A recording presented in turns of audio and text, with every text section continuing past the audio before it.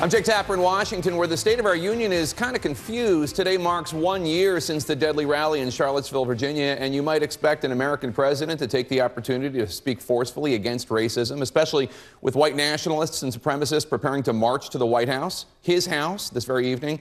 Instead, we got this single tweet, quote, "The riots in Charlottesville a year ago resulted in senseless death and division. We must come together as a nation. I condemn all types of racism and acts of violence. Peace to all Americans." All types of racism, all Americans. Critics of the president say this is language that seemed to echo the president's phrase from last year when he blamed violence on both sides. And his reluctance to directly condemn white supremacists, that caution a stark contrast with his daughter Ivanka's assertion on Twitter that, quote, "There is no place for white supremacy, racism, and neo-Nazism in our great country." Not to mention a contrast with the president's forceful takedown this weekend of his own attorney general, calling Jeff Sessions on Twitter scared, stiff, and missing in action. This as the president's legal team is locked in intense negotiations with the special counsel over whether the president will sit for an interview as part of the ongoing Russia investigation.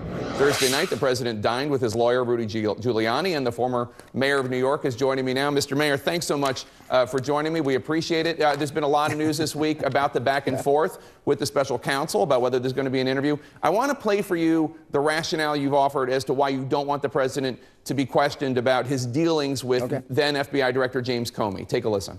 Go. We're walking him into a possible perjury trap, not because he isn't telling the truth, but because somebody else isn't telling the truth, who they would credit, namely Comey. They have That's a problem. Indicated to us, even in our discussions, a preference for Comey, a preference for some of these other people. How exactly has the Mueller team led you to believe they have a preference for Comey, that they would side with him? What have they said? Well, first of all, I mean, we haven't talked to them I haven't talked to them in about 2 months, so this goes back 2 months ago. Also, it goes back to conversations they had with John Dowd, who I talk to several times a week. I guess the clearest one is that we've offered to give them what you call a proffer. In other words, we'll tell them the president's answers to everything. They already know them. Let me give you a simple example. Flynn.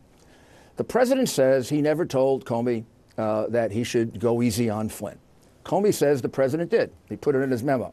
Now, we do have a prior contradictory statement by Comey under oath to the contrary, but put that aside. That is, if we ever had a trial, I don't think we will.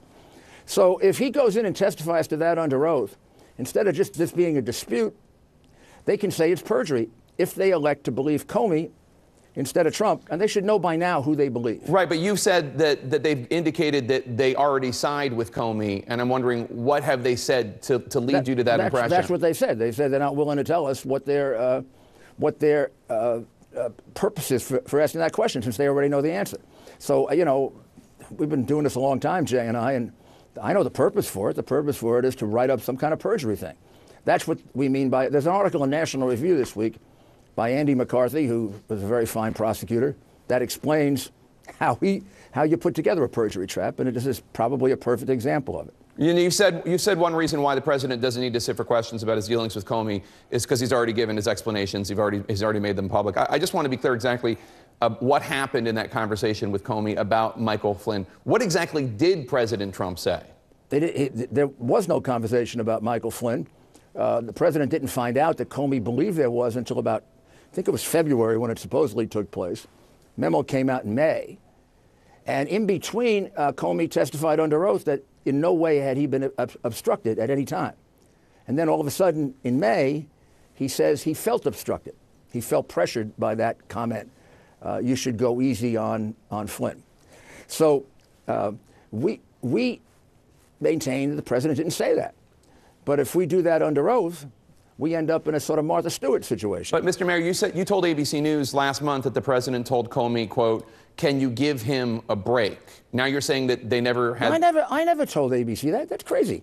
I mean, I've never said that. What I said was, that is what Comey is saying Trump said. I have always said the president denies it. Look, it'd be easier for me if the president did say that. Jay and I could defend that. The statement, "go easy on him," is hardly an obstruction. Obstruction involves a threat. Obstruction involves false testimony. Obstruction involves an offer of money. It has to be corrupt. Just saying, exercise your prosecutorial discretion to give a general a break. I had that happen all the time to me when I was a prosecutor. So you're saying that President Trump and James Comey never discussed Michael Flynn? That is what he will testify to if he's asked that question. They already know that. So why are they asking us for him to repeat what they already know under oath? And you're also saying that a month ago you didn't tell ABC News that he said something along the lines of can you give him a break? No, I did not. I said that is what Comey says. And let me ask you a question, just a larger philosophical question. I know you're defending your client, but for the record, do you think that a president of the United States, any president, can ever obstruct justice? Or do you think that's impossible because the president's the executive in charge of the Justice Department? Well, there are people who argue that he could never obstruct justice. I think that's a too far-fetched an argument. We don't have to make it, obviously. I mean, suppose a president would put a gun to someone's head and say, I'm going to kill you unless you stop testifying or don't testify or say what I want you to say. Obviously, I can't imagine that that isn't an obstruction of justice.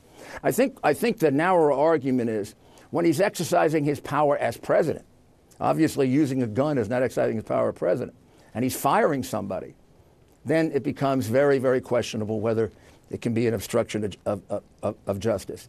And in this particular case, he gave other reasons that are perfectly legitimate. The best interview is the one with Lester Holt.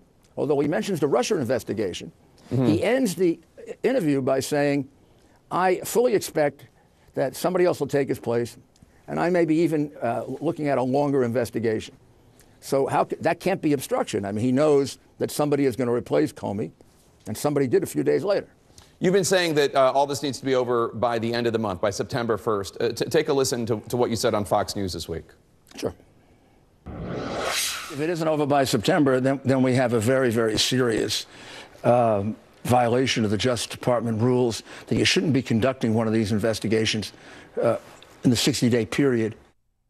Now, as you know, that's not actually accurate. There is a DOJ custom not to make public disclosures about investigations within 60 days of an election, but there's no DOJ rule that every investigation needs to be shut down within 60 days of an election. Of course not one that is imminent or one that has to be done or some serious loss of evidence could take place. But there is a Justice Department practice, and he's bound by it, that to the best you can, you shouldn't be carrying these things on right before an election. You can't carry on this investigation without a leak. I mean, I don't know who's doing it, but maybe it's the special counsel, maybe it's some of the agents, maybe it's some of the defense lawyers. I don't know, but everything gets leaked, or just about everything. So, and you don't want to do what Comey did, which is to have some serious disclosure take place out of your control 10 days before the election. So the special counsel has scheduled grand jury testimony from Roger Stone associate Randy Credico on September 7th, according to Credico's attorney. That's after your September 1st deadline. What's your response? September 1st was the date that Bob Mueller gave me back 2 months ago, where he said, when we were talking about getting his report done, he threw out the date September 1 as being a reasonable date to get it done.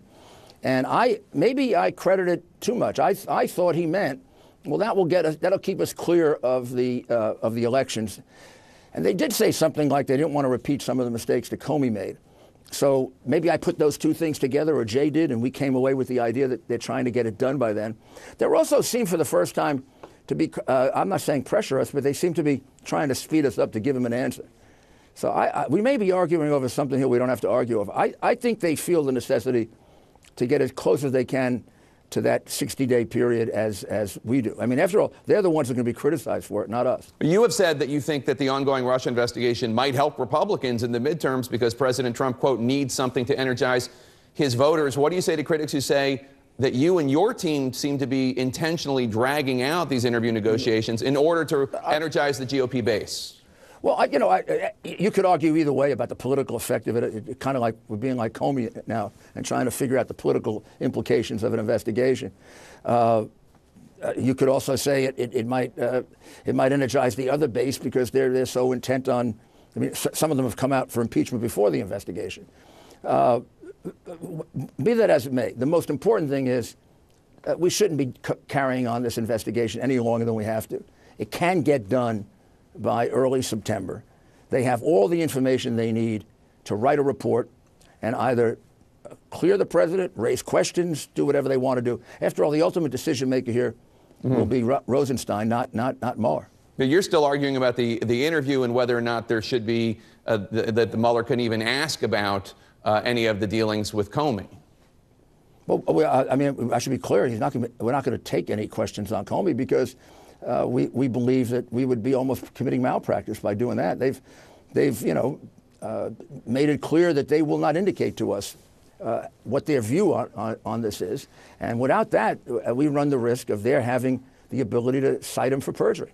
I just want to play for you, because earlier in the interview I was talking about a comment you made to ABC News a month ago about what exactly President Trump said to Comey. You're now saying that the president tells you that he said nothing. I've been saying that from the beginning. Okay, but I'm talking I just want to play the sound so people understand why I asked the question. Sure. Okay. How is he a good witness for the president if he's saying that the president was asking him, directing him, in his words, to let the Michael Flynn investigation go? He didn't direct him to do that. What he said to him was, "Can you give him a break?" Comey says he. So he didn't direct him to. What he said was, "Can you give him a break?" You said that. I mean, I said it, but I also said before that I'm talking about their version of it. Look, lawyers argue in the alternative. I know it's complicated, but my goodness, we've been over it long enough that. I mean, why would I say something that isn't true? I mean, the president didn't say to him, go easy on Flynn or anything about Flynn. He's saying that. I am talking about their alternative. I'm saying the conversation never took place. But if it did take place, and here's the conversation that's alleged, it is not illegal to have said that. That's what I'm saying. We call it arguing in the alternative. All right, it was a little confusing, I suppose. So I appreciate that, but I've been asked the question numerous times. That's the answer, and if I confused it, I'm sorry. I do want to ask you one question about one of your nemeses, Mr. Michael Avenatti, the attorney for Stormy Daniels. Who? Michael Avenatti. So he was speaking at the Democratic Wing Ding dinner. It's a fundraiser at the Iowa State Fair this week. He said he's seriously considering a run for the White House against President Trump. Wondering what your thoughts are on Mr. Avenatti running for president. Well, he was speaking at the Wingnut, what was that? Wing Ding dinner. It's the Iowa Democratic Party fundraiser. The Wing Ding dinner. Okay, that sounds like the right place for him to speak. Look, he has every right to do what he wants. I mean, I think I'd settle the bankruptcy situation where he owes $10 million first. But hey, it's up to him. Well, there's a history of people with bankruptcies in their past running for president. Mayor Giuliani. Mayor Giuliani. That's the cheap shot. That's the cheap shot. Mayor Giuliani, good to see you. Thank you so much. All right, Appreciate take care. it. Yeah.